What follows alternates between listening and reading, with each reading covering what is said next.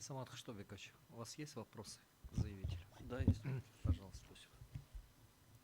Расджан Тахджанович, у вас есть, да, анализ или сведения, на каком языке проводится судебный процесс Кыргызской Республики? И еще раз можно? У вас есть анализ или сведения, на каком языке проводится судебный процесс Кыргызской Республики? Значит, согласно процессуальному законодательству, каждый процессуальный кодекс предусматривает право лица, участвующему лицу в предоставлении переводчика и также свободно выражаться на государственном, официальном или ином родном языке или языке, которым он владеет. При этом уполномоченный орган, в частности суд, прокуратура, следователь, обязан предоставить данного переводчика для реализации этого права. Вот, как бы нарушений здесь никаких абсолютно нету. Абсолютно. Нет, да? То есть, да. Вообще суд представит переводчика для любого судебного процесса, да? Без каких проблем, правильно, да? Да, конечно, это и международным правом закреплено, да, и процессуальным законодательством этих норм. Второй вопрос.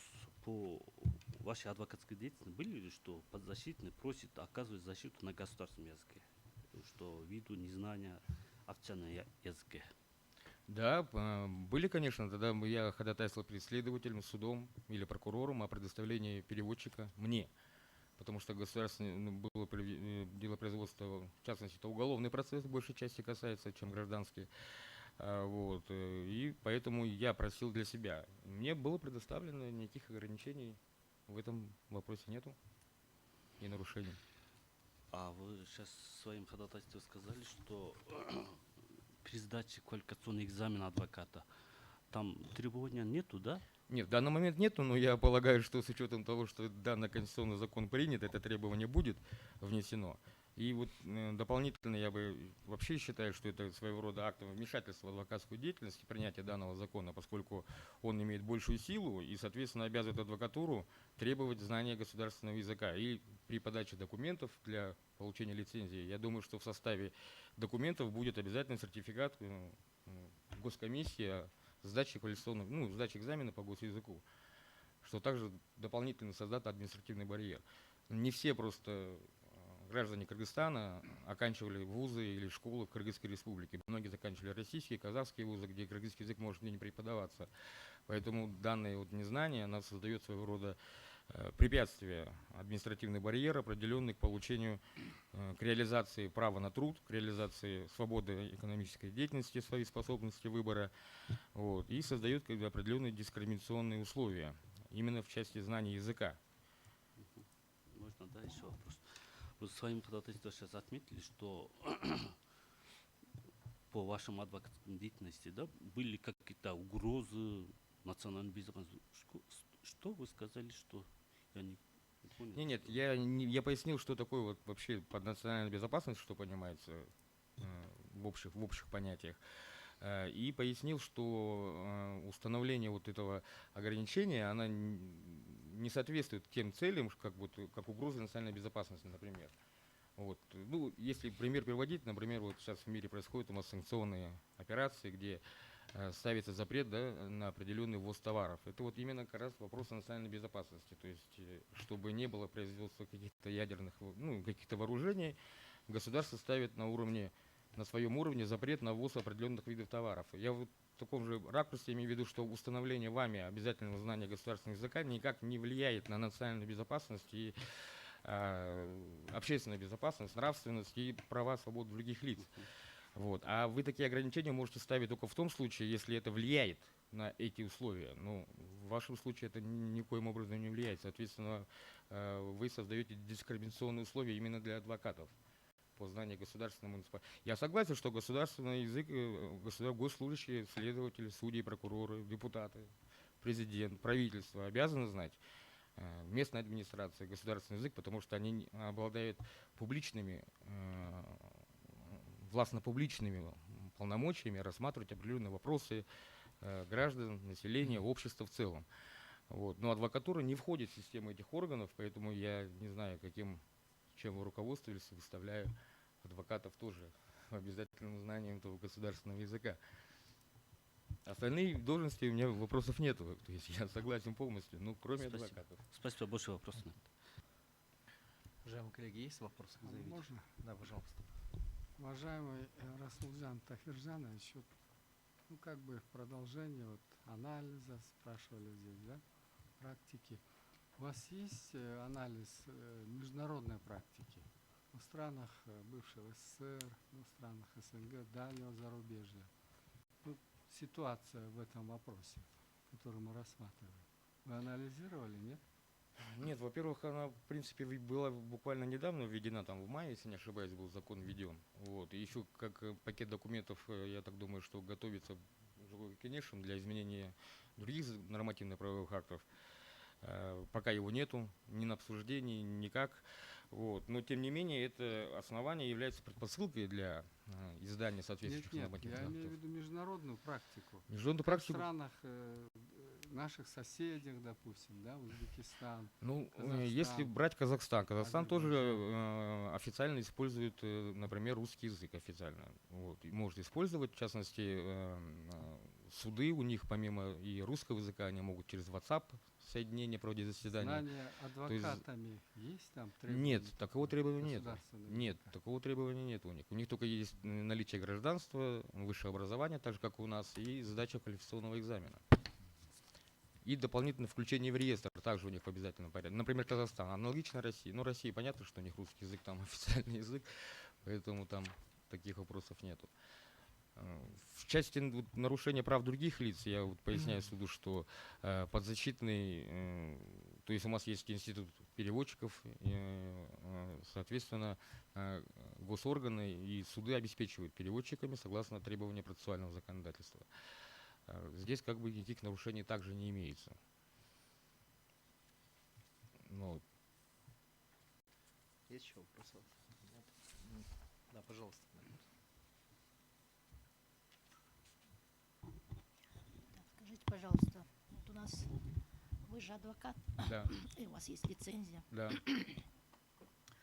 У нас есть, согласно статье 61 Конституции, части 4, где гласит, что каждый имеет право на получение квалифицированной юридической помощи, да? Да. В случае, предусмотренных законом, юридическая помощь оказывается за счет государства. Ну, представьте себе, давайте сейчас как бы отстранимся от института переводчика в том числе, да? К вам приходит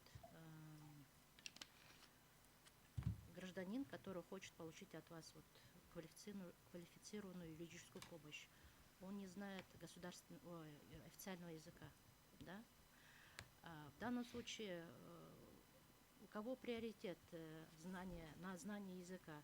Вы должны все-таки знать государственный язык, или тот, который, или человек, который к вам обращается, должен знать официальный язык? В Не, ну данном я случае же- вот приоритет права в знании языка. Ну, я Как щас- вы думаете, у кого должно быть? Ну, вообще в любом процессе приоритет отдаваться должен обращающей стороне. Вот. Да. Это во-первых. Во-вторых, я в вашем вот плане имею в виду, что все-таки у нас равные права, потому что мы все равны перед законным судом. Вот, поэтому в случае обращения, конечно, я либо предлагаю, я так являюсь членом системы ГГЮП, я оказываю на Поленинском районе такую помощь. Вот, если ко мне обращается кыргызскоязычный, я не понимаю, что он говорит, у нас есть система резервного адвоката.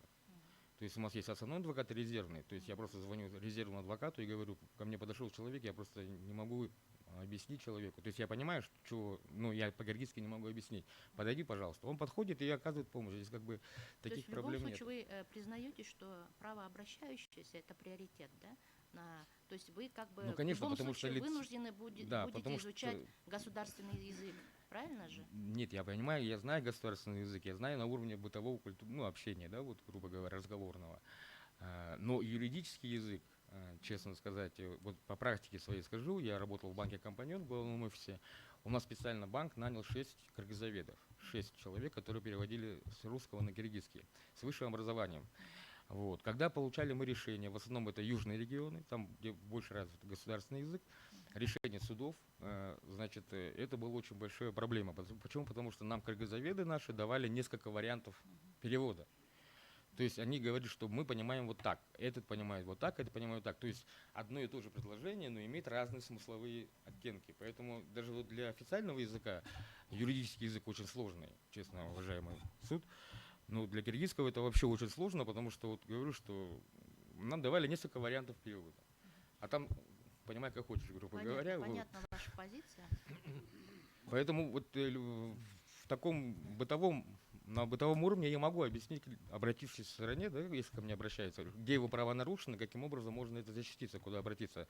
Но вот написать юридически на государственном языке, это я уже уже не другой смогу. вопрос. Вопрос, это как бы знание, вопрос желания получить. Но в любом или случае, желание изучить я считаю, вы государственный правы, что обращаясь язык. сторона С точки имеет зрения приоритет. права все-таки, да, приоритет, который обращается к вам. Да, потому что она соответственно, у него- потерпела какие-то нарушения. Поэтому я считаю, да, что у него приоритетные. Спасибо. Кельди Джумалевич, пожалуйста. Уважаемый Тагирхан Тагиржанович, скажите, пожалуйста, лично к вам короткий вопрос. Вы сами лично владеете государственным языком? Владею только на вот уровне бытового разговорного общения. То есть это Не проблема, литературно, этот не вопрос юридически. обсуждаемый непосредственно касается вас, да? Ну, Непосредственно касается, как да. адвоката, Ну, и не только меня, у нас здесь... Ну, и в частности, вас Да, вы не в владеете частности, меня достаточным касается, образом, касается. уровнем, чтобы осуществлять свои... Касается, да, да. Понятно, Касается, спасибо. уважаемый суд. У меня к вам вопрос в этом случае. Вы, наверное, слышали в обосновании того определения, которое было принято по ходатайству представителя Джордж Кенеша о языке сегодняшнего судопроизводства, мы высказали содержание статьи, части 1 статьи 7, да? Что судопроизводство ведется на государственном языке, при этом официальный язык может использоваться в соответствии с процессуальным законодательством. И одновременно на вопрос представителя Джордж Кенеша вы сказали, что, в общем-то, в судебных процессах это не вызывает каких-то особых проблем, да? Да. Ну, даже в частности, если вы, например, защищаете чьи-то интересы, и если вы не понимаете друг друга на, ну, скажем, связанные с языковыми проблемами, вы можете просто передать, скажем, защиту интересов другому адвокату. Вот, чтобы понять, вы опасаетесь каких-то последующих действий, да, последующих принятия каких-то во исполнение этой нормы закона, Да. каких-то требований, которые повлияют, скажем, на факт обладания или получения лицензии адвоката Да, и статус адвоката в целом. и статуса адвоката в целом, да? Конечно. Но Потому в то что же это- время вы говорите, что на сегодняшний день в системе судопроизводства проблем языковых не существует. Нет, потому что... правильно сказали? Да, потому что, Так? да, что любой процессуальный кодекс гласит о том, что дело производства ведется на языке обращения. То есть либо государственный, либо официальный язык. В случае, если не владеет сторона языком, ему предоставляется переводчик. Вот. Здесь проблем нету. Проблема, как я уже обрисовал, что поскольку это вменено в обязанность уже статьей 32, что обязан, да, обладать знать государственный язык и применять его. В последующем, опять же, уважаемый суд, то есть это предположительно, не то, что предположительно, это вероятность на 100%, что будет изменение в законодательные акты, закон о адвокатуре, адвокатской деятельности, в том числе и в кодекс по этике адвокатуры, где, возможно, будет поставлено именно как основание вплоть до лишения лицензии именно неисполнение этого требования закона о государственном языке, потому что она-то ставит в обязательное исполнение требования знания языка и применение его. Деятельности. Ваша позиция понятна. Присаживайтесь. Спасибо.